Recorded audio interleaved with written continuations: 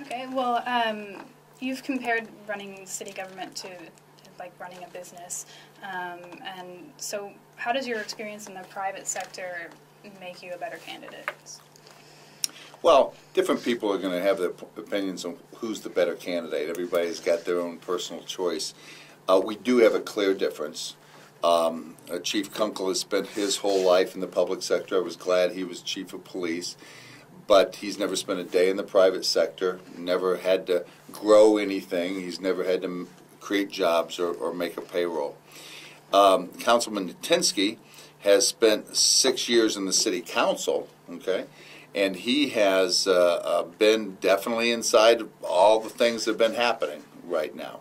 I have never been there right. I've been a private citizen.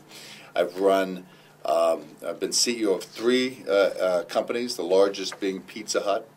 I think Pizza Hut was much bigger, and we had many more employees than the city. So the scale and the size was there. I think also the complicated and diverse experience I've got across a lot of different businesses, service, goods, B2B, B2G, B2C. That's what dealing with those complex issues is very apropos there. I think that the third thing is what I would want as a taxpayer is we're going to have some real fiscal issues. We've got to cut from $60 to $90 million. So I want to make sure somebody knows how to cut the budget in the right way, but make sure we're setting ourselves up for growth. Because you can cut the budget in the wrong way based on all the politics of things and not do something for the growth for the long term.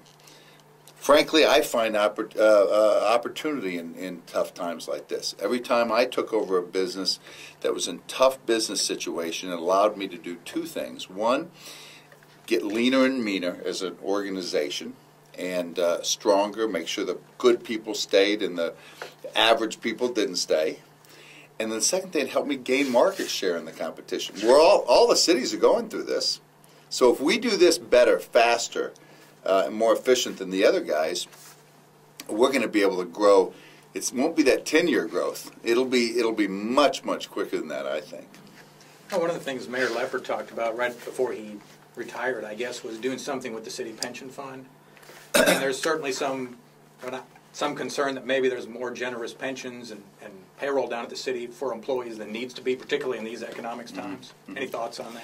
Yeah, I think we've got a fair deal with folks, and we need to be good by that. We shook hands, and we've made a deal with them, and we need to kind of stick by that. I don't think it's. I think it's definitely on the less generous side compared to the rest of the country when we look at that curve.